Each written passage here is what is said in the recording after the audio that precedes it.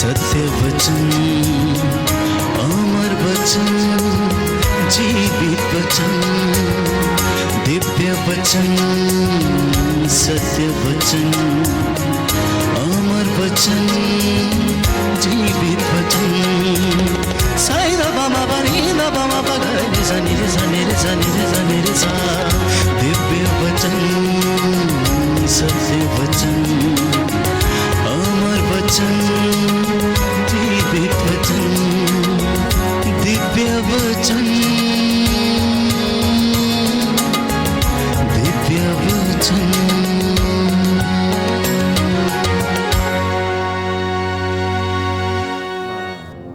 पवित्र वचन योहन के सुसमाचार में यीशु ने कहा, जब वो सत्य का आत्मा आएगा तो तुम्हें स्वतंत्र कर देगा। तुम सत्य को पहचानोगे कि सत्य क्या है। प्यारे भाइयों और बहनों, यीशु ने कहा योहन के सुसमाचार अध्याय 8 पद संख्या 31 और उससे आगे, यदि तुम मेरी शिक्षा पर दृढ़ रहोगे तो सचमुच मेरे शिष्य सिद्ध होंगे। तुम सत्य को पहचान जाओगे और सत्य तुम्हें स्वतंत्र बना देगा। ये पवित्र समय है। पवित्र आत्मा इस वक्त हमारे मन, आत्मा, हृदय को खोले। उसका वचन हमारे जीवन में बीज के रूप में बोया जाए। 100 गुना फल, 60 गुना फल हमारे जीवन में वो लाए। आइए हम प्रार्थना करें। पवित्र आत्मा हम पर उतर आइए।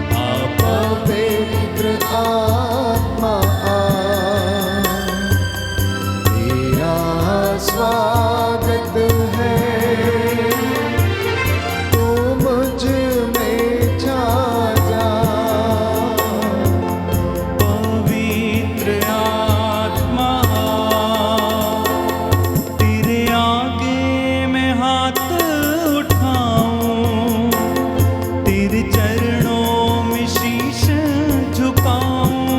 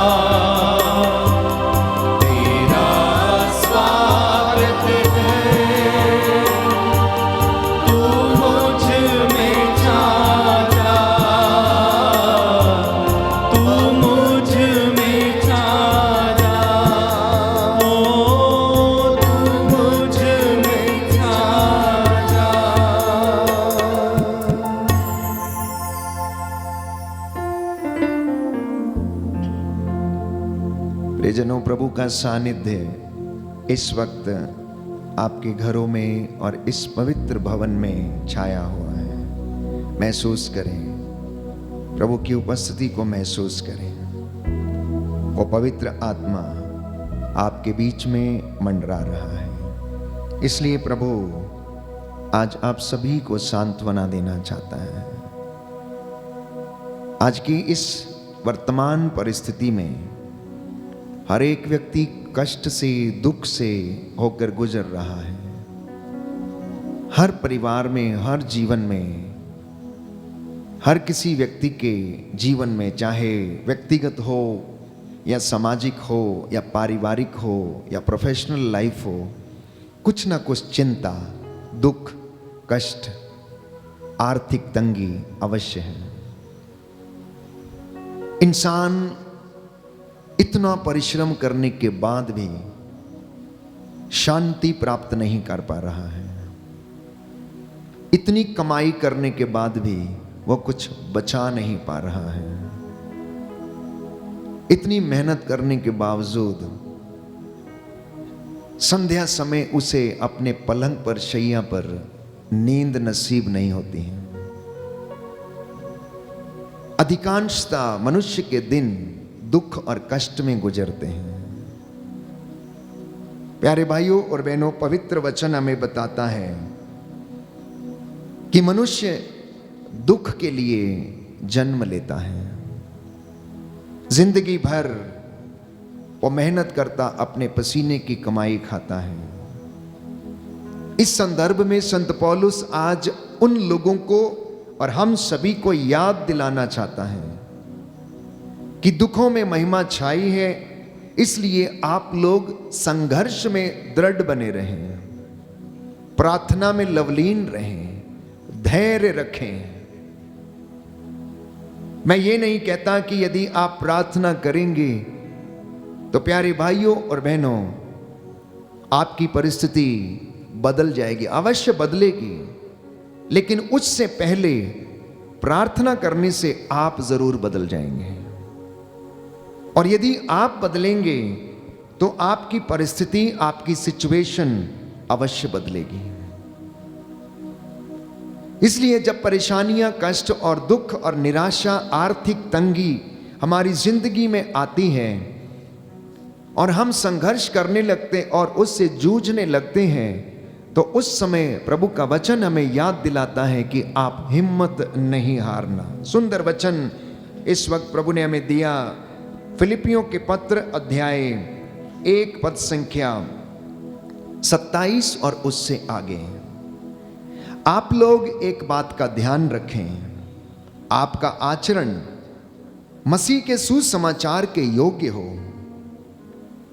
आप लोग एक बात का ध्यान रखें, आपका आचरण मसीह के सुसमाचार के योग्य हो।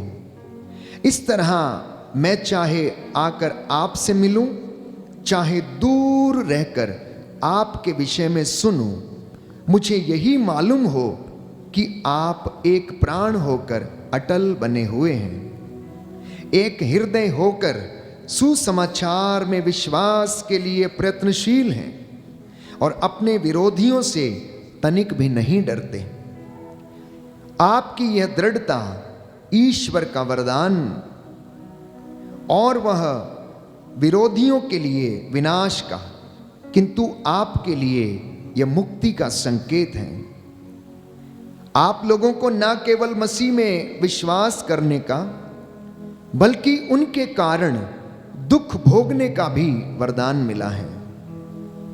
अब आप भी उस संघर्ष में लगे हुए हैं जो आपने मुझे करते देखा और जिसमें मैं अब भी लगा हूं, जैसा कि आप सुनते होंगे। संत पौलुस फिलिपियों को समझाने का प्रयास करता है।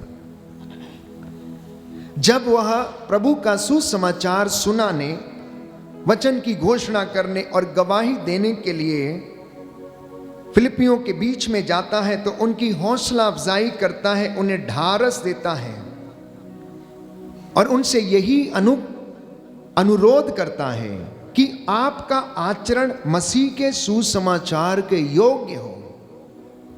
आज आप लोग सोशल प्लेटफॉर्म के माध्यम से बहुत सारे मोटिवेशनल वचन सुनते हैं। बहुत सारे लोग सफलता के पीछे दौड़ना चाहते हैं, सफलता हासिल करना चाहते हैं, इसलिए मोटिवेशनल टॉक्स प्यारे भाइयों और बहनों सुनते हैं। और कई लोग उनको सुनकर सफलता भी हासिल करते हैं, पैसा भी कमाते हैं, घर भी बनाते हैं, लेकिन आत्मिक शांति नहीं रहती है, परिवार में शांति नहीं रहती है, मनमुटाव फिर भी बना रहता है। सफलता के एक पायदान पर पहुंचकर फिर वो दूसरी सफलता को हासिल करना चाहता है, और इसी तरीके से उसी कशमकश में जिंदगी बीतती रहती है और शांति का पता नहीं, आंतरिक चंगाई का पता नहीं, और यूं ही लाइफ गुजर जाती है। प्रभु का वचन हमें सांत्वना देता है, हमें मोटिवेशन करता है, साथ ही साथ सबसे महत्वपूर्ण बात ये हमारी जिंदगी में ये लेकर आता है कि ये हमारे अंदर आत्मिक उत्साह उत्पन्न करता है। शरीर की जरूरतें और शरीर की आवश्यकताएं प्यारे भाइयों और बहनों आपको शांति नहीं दे सकती, लेकिन आत्मा का उत्साह, आत्मिक बातें, पवित्र वचन, ईश्वर का वचन अवश्य हमें सांत्वना, संतुष्टि और आशा प्रदान करता है और विश्वास में दृढ़ करता है, जिसके द्वारा मैं और आप उन कामों में लगे रहते हैं जो बातें ईश्वर को प्रिय हैं। बोलिए आमेन, आमेन, हालेलुया, हालेलुया। यीशु की स्तुति हो, यीशु को धन्यवाद, यीशु की आराधना हो, यीशु की आराधना, यीशु की महिमा हो, यीशु की महिमा, यीशु को धन्यवाद, यीशु को धन्यवाद, hallelujah, hallelujah, hallelujah, hallelujah, hallelujah. Hallelujah. तो अपने आप से एक सवाल पूछें कि जो विश्वास की अभिव्यक्ति आप और मैं करते हैं, क्या वास्तव में वो सच्ची है या नहीं? क्या मैं और मेरा परिवार उसमें दृढ़ है या नहीं? क्या हम सुसमाचार के योग्य आचरण करते हैं या नहीं? विश्वासियों को तो यही शिक्षा दी गई है, पवित्र वचन विश्वासियों से यही बातचीत करता है। आजकल आप लोग तमाम गवाहियों को सुनते हैं कि किस प्रकार ईश्वर ने, प्रभु यीशु मसीह ने लोगों की जिंदगी बदल दी। उन्होंने सच्चे ईश्वर की खोज कर ली, उन्होंने सत्य का ज्ञान प्राप्त कर लिया, उन्होंने सत्य को जाना कि सत्य क्या है। तमाम गवाहियां आज के दिन में आप YouTube के माध्यम से आप सुनते हैं। प्यारे भाइयों और बहनों, प्रभु यीशु मसीह किसी का धर्म या जात बदलने के लिए नहीं आया, क्योंकि ये सब तो उसने बनाया ही नहीं। वो तो सिर्फ मनुष्यों के हृदय की पवित्रता, सच्चा प्रायश्चित, सच्चा प्रेम, एक दूसरे को सहन करना, क्षमा करना, यही सिखाने आया। वो मेरे और आपके हृदयों को बदलने के लिए आया, क्योंकि अगर हमारे हृदय में परिवर्तन हो गया तो हम प्यारे भाइयों और बहनों अपने भाई, अपनी बहन और सबको क्षमा और प्रेम करने वाले बन सकेंगे। इसलिए संत पौलुस कहता है कि मुझे सुसमाचार में जो मैं विश्वास करता हूं उसमें केवल विश्वास करने का वरदान नहीं मिला, मुझे दुख भोगने का भी वरदान मिला है। और आपको भी वही वरदान है कि यदि आप विश्वास करेंगे तो हमें भी उन दुखों में धैर्य के साथ संघर्ष करते रहना अनिवार्य, घबराना नहीं है। और जब मैं और आप प्रभु को जानने लगेंगे तो जिस प्रकार संत पौलुस ने फिलिपियों से कहा कि इतना ही नहीं, अध्याय 3 पद संख्या 8 और उससे आगे, इतना ही नहीं, मैं प्रभु ईसा मसीह को जानना सर्वश्रेष्ठ लाभ मानता हूं और इस ज्ञान की तुलना में हर वस्तु को हानि ही मानता हूं। उन्हीं के लिए मैंने सब कुछ छोड़ दिया है और उसे कूड़ा समझता हूं। यह ज्ञान हमें कब मिलता है? जब हम प्यारे भाइयों और बहनों अपने आप को समर्पित करते हैं और उस सत्य को जानने का प्रयास करते हैं, वो सत्य की आत्मा जब हम पर अधिकार लेती तो हमें स्वतंत्रता प्रदान करती है। किन बातों से स्वतंत्रता? स्वार्थ से, ईर्ष्या से, घमंड से, अहंकार से, अश्लीलता से, अनेक प्रकार की ऐसी बुराइयों से हमें आजाद करती है, हमारे जीवन से अविश्वास के बंधनों को तोड़ती है। और जब हम स्वतंत्र रहते हैं, जब हम पारदर्शी रहते हैं, जब हमारा मन और आत्मा उस सच्चे ईश्वर से, प्रभु से जुड़ा रहता है, तो हम उन बातों को याद करते हैं जो उसे प्रिय हैं। Hallelujah, hallelujah, hallelujah. हालेलुया। यीशु की स्तुति हो, यीशु की स्तुति यीशु हो, को धन्यवाद, यीशु को धन्यवाद, यीशु की आराधना हो, यीशु की आराधना यीशु की हो, महिमा हो, यीशु की महिमा यीशु को हो, धन्यवाद। यीशु को हे धन्यवाद। प्रभु यीशु, हे प्रभु मैं यीशु, विश्वास करता हूँ मैं विश्वास आप करता मुझसे हूँ, बातें कर रहे हैं। आप मुझसे बातें कर रहे हैं। हालेलुया। हालेलुया। मुझे अपने जीवन में, मुझे अपने जीवन में दुख और कष्ट में दुख और कष्ट में धीर बने रहने की भीड़ बने रहने की कृपा प्रदान कीजिए। कृपा प्रदान कीजिए। आमीन, आमीन। हालेलुया। हालेलुया। प्रभु ने कहा, मेरे बच्चों से कहो कि कष्ट में धैर्य रखें, प्रार्थना करें, क्योंकि ईश्वर की इच्छा आप लोगों के विषय में यही है। अन्यथा प्यारे भाइयों और बहनों, आप और मैं प्रलोभन में पड़ जाएंगे और हमारा शत्रु शैतान जो है वो हमें नष्ट कर डालेगा। इसलिए संत पौलुस ये कहता है कि मैं ये नहीं कहता कि मैं अब तक यह सब कर चुका हूं या मुझे पूर्णता प्राप्त हो गई है, किंतु मैं आगे बढ़ रहा हूं ताकि वह लक्ष्य मेरी पकड़ में आ जाए जिसके लिए ईसा मसीह ने मुझे अपने अधिकार में ले लिया है। कोई व्यक्ति थोड़ी बहुत प्रार्थना करने में अगर निपुण हो गया है या उपवास करने वाला बन गया, धर्मी बन गया है या लगातार चर्च जाने लग गया है, तो इसका मतलब ये नहीं कि हमने पूर्णता को हासिल कर लिया है। इस धरती पर रहते समय मेरा और आपका कर्तव्य है नित्य प्रतिदिन उन वचनों को हम क्या करें? याद करते रहें। जैसा कि बाइबल हमें बताती है, ये वचन निरे शब्द नहीं है, ये आपके लिए सामर्थ्य, सांत्वना और आपके दुखों को भरने वाले, चंगा करने वाले, हल्का करने वाले वचन हैं। इसलिए कहता है कि मैं ये नहीं कहता कि मैंने सब कुछ प्राप्त कर लिया या मैंने निपुणता हासिल कर ली है या मैंने वचन के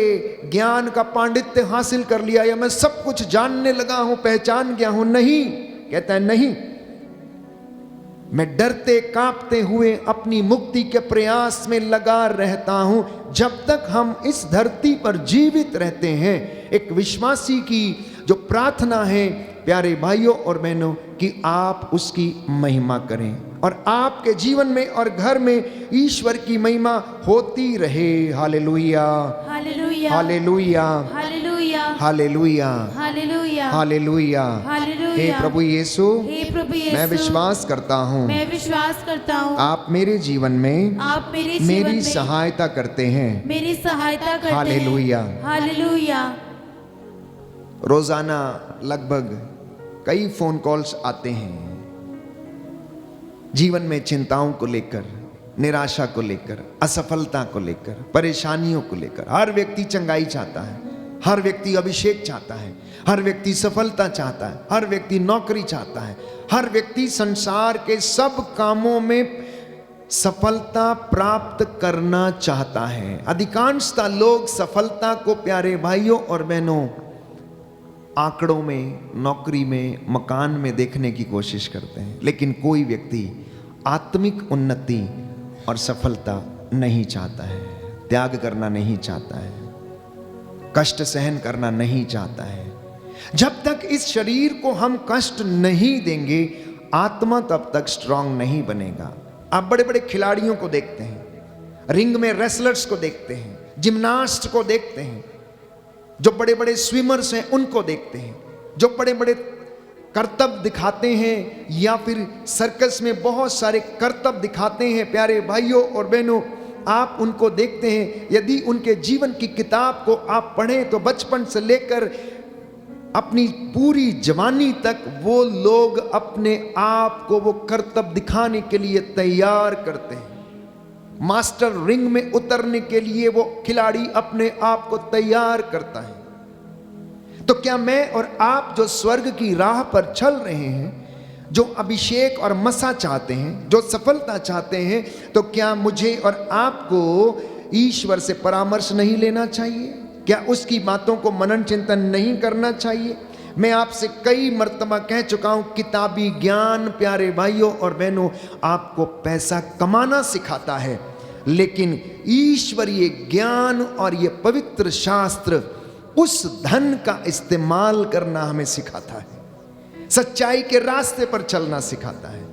किसी के पास कितना भी पैसा क्यों ना हो, लेकिन वो उसके प्राणों की रक्षा नहीं कर सकता है। किसी के पास बाइबल कहती कितनी भी धन संपत्ति क्यों ना हो, लेकिन उससे उसके प्राणों की रक्षा नहीं हो सकती है। इसलिए जब हम इस धरती पर रहते हैं, सांसारिक ज्ञान के साथ साथ एक विश्वासी को, इंसान को ईश्वरीय ज्ञान और आत्मिक ज्ञान की भी अभिलाषा करनी चाहिए।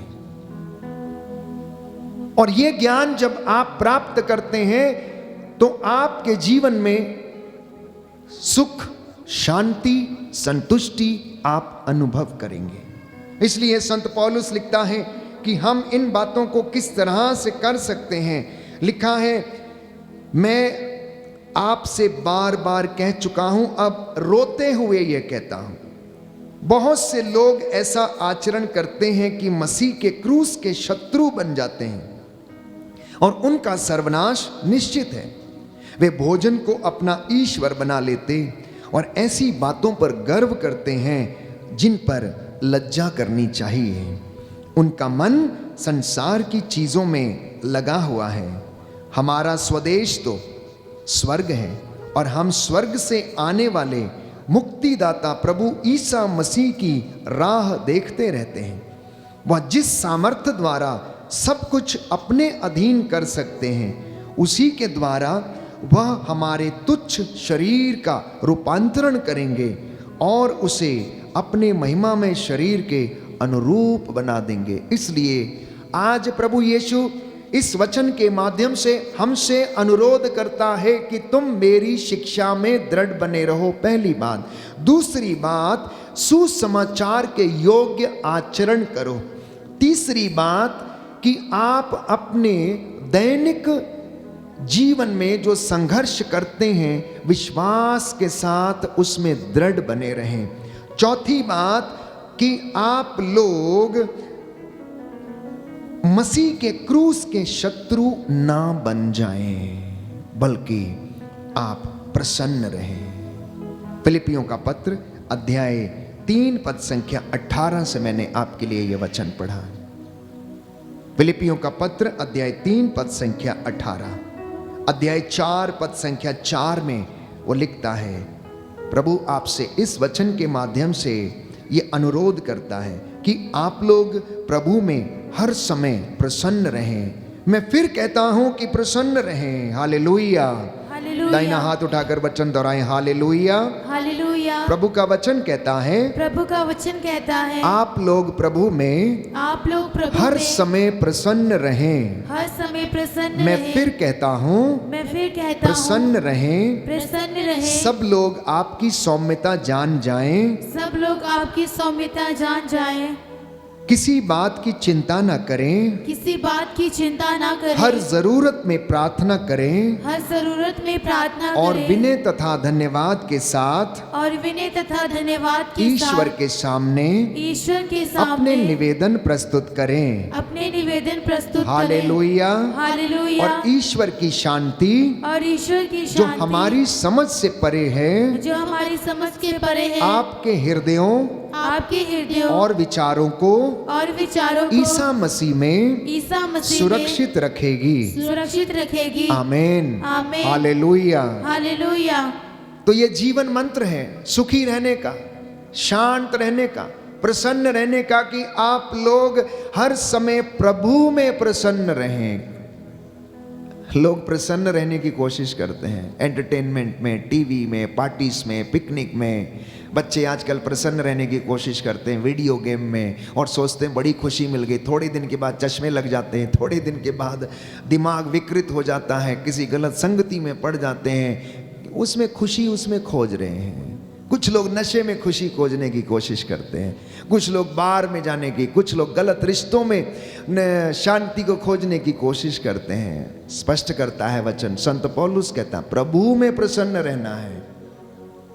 प्रभु में प्रसन्न रहेंगे तो आप दूसरी चीजों में भी प्रसन्न रह सकते हैं। लेकिन यदि आप प्रभु में प्रसन्न नहीं हैं, संसार में प्रसन्न हैं, तो ये आपकी प्रसन्नता, ये हैप्पीनेस, ये क्षणिक है, ये टेम्पररी है, वो हमें अनंत शांति नहीं दे सकती। इसलिए वो कहता है कि ईश्वर की शांति जो आपकी सोच के परे है, समझ के परे है, वो आपके हृदयों और विचारों को ईसा मसीह में सुरक्षित रखेगी।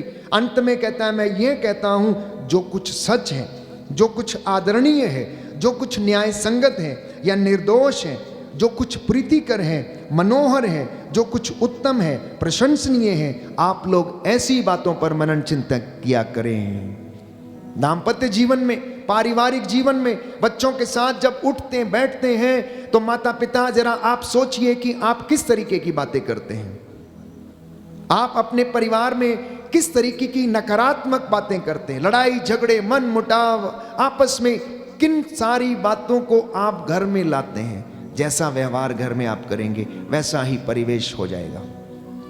तो संत पौलुस हमें समझाता है, प्यारे भाइयों और बहनों, अंत में मैं यह कहता हूं, जो कुछ सत्य है या आदरणीय है, जो कुछ न्याय संगत है और निर्दोष है, जो कुछ प्रीतिकर है, मनोहर है, जो कुछ उत्तम है, प्रशंसनीय है, आप लोग ऐसी बातों का मनन किया करें।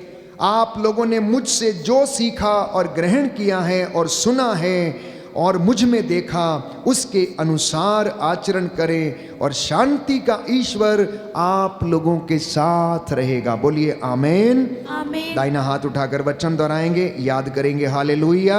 हालेलुया। संत पौलुस लिखता है, संत पौलुस लिखता है, फिलिपियों का पत्र, फिलिपियों का अध्याय पत्र, 4, अध्याय पद 4, संख्या 8। पद संख्या 8। भाइयों, भाइयों, अंत में जो कुछ सच है, जो कुछ सच है, आदरणीय है, आदरणीय है, जो कुछ न्याय संगत है, जो कुछ न्याय संगत निर्दोष है, निर्दोष है, जो कुछ प्रीतिकर है, जो कुछ प्रीतिपर है, मनोहर है, मनोहर है, जो कुछ उत्तम है, जो कुछ उत्तम प्रशंसनीय है, प्रशंसनीय ऐसी बातों का ऐसी बातों का मनन किया करें। मनन किया करें। Hallelujah, hallelujah, hallelujah, hallelujah, hallelujah, hallelujah, hallelujah. Hallelujah. जो कुछ न्याय संगत है, सत्य है, प्रीतिकर है, शांतिपूर्ण है, उत्तम है, प्रशंसनीय है, उन पर मनन चिंतन करना। अब आप में से कुछ लोग सवाल कर सकते हैं कि कहना और बोलना फादर जी बड़ा आसान है, लेकिन करना बड़ा मुश्किल है। अगले वचन में सुनिए, संत पौलुस कहता है, मैं दरिद्रता तथा संपन्नता दोनों से परिचित हूं। चाहे परितृप्त हो या भूख, समृद्धि हो या अभाव, मुझे जीवन के उतार चढ़ाव का पूरा अनुभव है।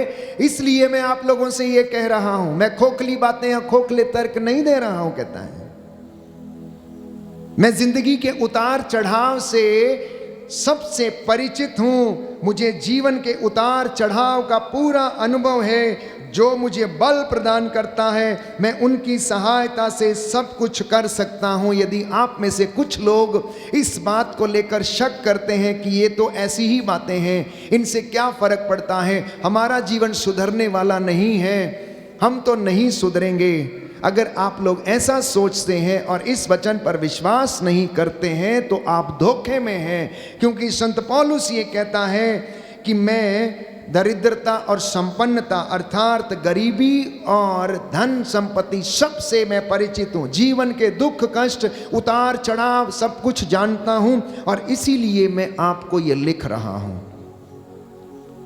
और ये वचन प्यारे भाइयों और बहनों आज मेरी और आपकी जिंदगी में काम करे। अगले वचनों को आप पढ़ सकते हैं घर में, अध्याय 4 पद संख्या 14 और उससे आगे और बहुत कुछ बातें संत पौलुस हमें समझाता है। कहता है ये दुख, ये कष्ट, ये परेशानियां, ये चिंताएं, जिंदगी के उतार चढ़ाव, मन मुटाव, कहता है ये सब कुछ से परिचित हूं। एक बात महत्वपूर्ण है कि जो मुझे बल प्रदान करता है उसकी सहायता से मैं सब कुछ कर सकता हूं। ये एक जीवन मंत्र एक विश्वासी के जीवन में होना चाहिए।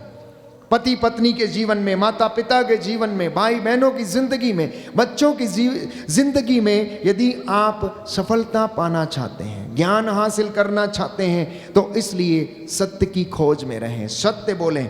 लिखा है मेरा ईश्वर आप लोगों को ईसा मसीह के द्वारा महिमान्वित कर उदारता पूर्वक आपकी सब आवश्यकताओं को पूरा करेगा। बोलिए आमीन, आमीन। Hallelujah, hallelujah. प्रभु वादा करता है, प्रभु वादा करता है, मेरा ईश्वर आप लोगों को ईसा मसीह द्वारा महिमान्वित कर उदारता पूर्वक आपकी सब आवश्यकताओं को पूरा करेगा। Hallelujah, hallelujah, hallelujah, hallelujah, hallelujah. Hallelujah. इसलिए कष्ट में निराश नहीं होना, धैर्य रखना प्यारे भाइयों और बहनों।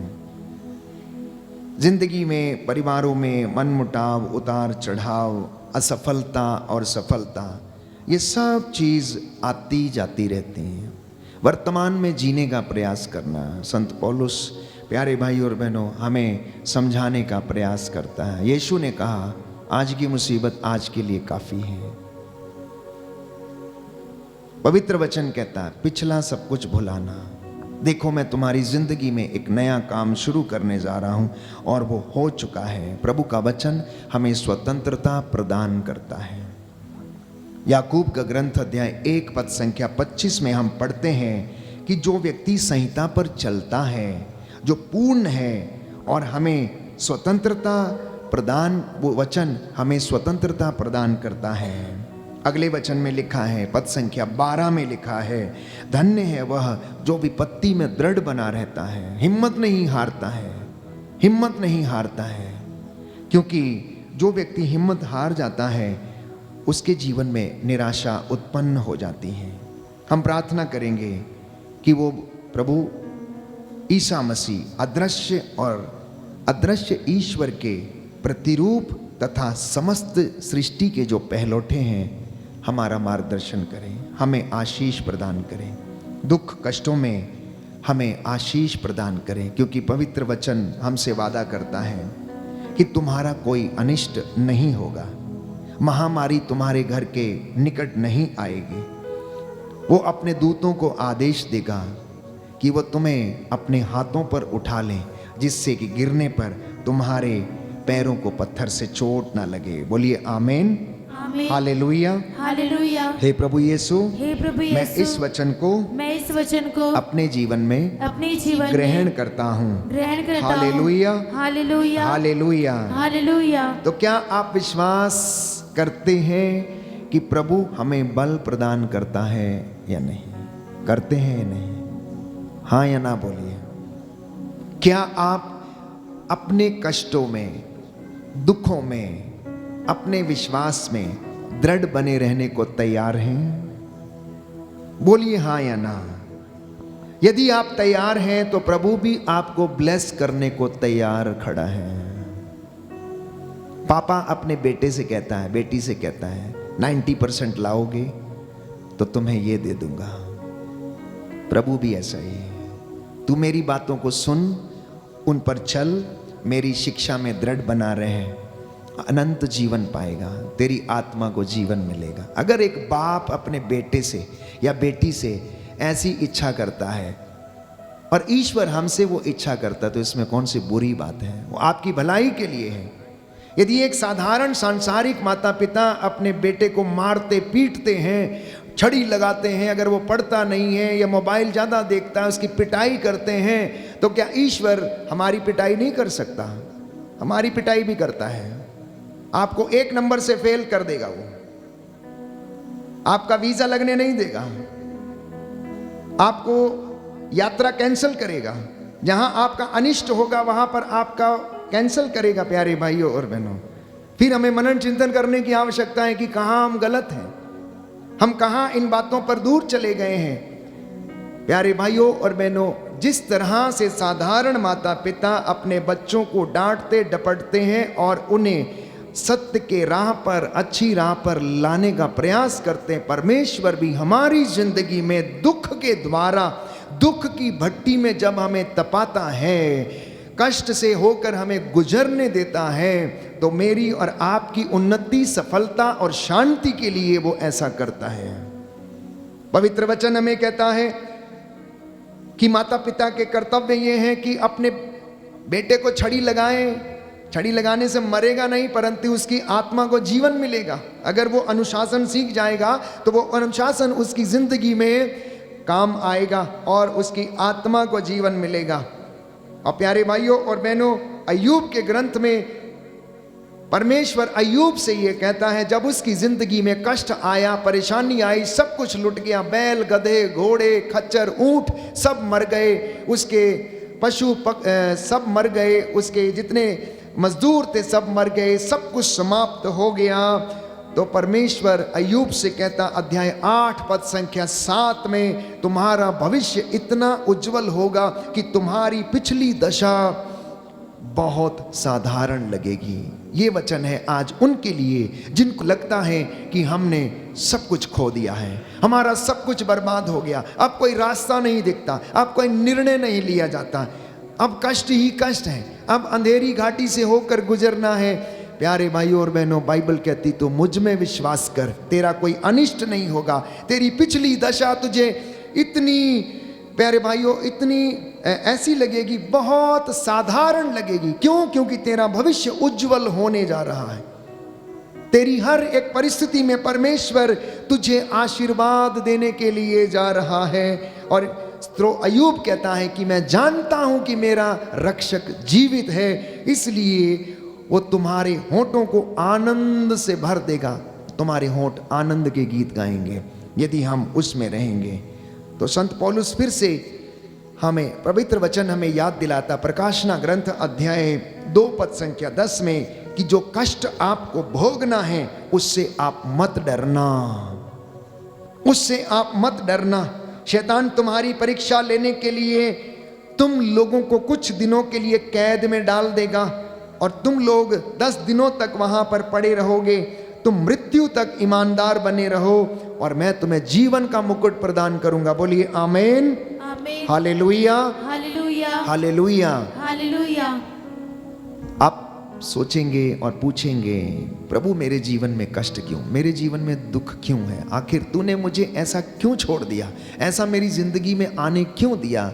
तो इसके लिए प्रभु जवाब दे रहे हैं। प्रकाशना ग्रंथ अध्याय 3 पद संख्या 19, मैं जिन सबों को प्यार करता हूं उन्हें डांटता और दंडित करता हूं। मैं जिन सबों को प्यार करता हूं उन्हें डांटता और दंडित करता हूं, इसलिए उत्साही बनो और पश्चाताप करो। इसलिए उत्साही बनो और पश्चाताप करो। तो कष्ट और दुख को समस्या के रूप में नहीं देखना, कष्ट दुख को समस्या के रूप में नहीं देखना, परंतु प्रायश्चित करना और उत्साही बने रहना और निरंतर ईश्वर का धन्यवाद करना। क्योंकि यीशु ने कहा, जब उनसे पूछा गया कि क्या इस बच्चे के माता पिता ने पाप किया या इसने पाप किया जो ये जन्म से अंधा है, तो यीशु ने कहा नहीं, ये बीमारी इसके जीवन में इसलिए आई है ताकि इसके जीवन में ईश्वर की महिमा हो सके। ये बीमारी इसके जीवन में इसलिए आई है ताकि इसकी जिंदगी में ईश्वर की महिमा हो सके और आप चिन्ह और चमत्कार देख सकें। तो जब हमारे हृदयों को हम बदलते हैं, परमेश्वर से हम जुड़ते हैं, वचन का हम पालन करते हैं, प्यारे भाइयों और बहनों, प्रभु हमारे साथ रहकर आशीर्वाद देता है। इसलिए रोमियो को लिखते हुए संत पौलुस अध्याय 8 पद संख्या 31 में हमसे ये कहता है कि यदि ईश्वर हमारे साथ है तो कौन हमारा विरोध कर सकता है। ये हमारा नारा होना चाहिए, ये एक विश्वासी का नारा होना चाहिए। यदि तू मेरे साथ है तो मुझे किसी बात की चिंता नहीं, चाहे अंधेरी घोटी होकर मुझे जाना क्यों ना पड़े, मुझे किसी अनिष्ट की शंका नहीं। आइए हम प्रार्थना करें, प्रभु हमें आशीष दे। ये पवित्र समय है, ये वचन हमारी जिंदगियों में 100 गुना फल लाए। हम कष्ट में, दुख में धैर्य रखें, संघर्ष करते रहें, प्रार्थना में लवलीन रहें, हिम्मत के साथ शैतान का सामना करें। प्यारे भाइयों और बहनों, जब ईश्वर हमारे साथ है तो कौन हमारा विरोध कर सकता है।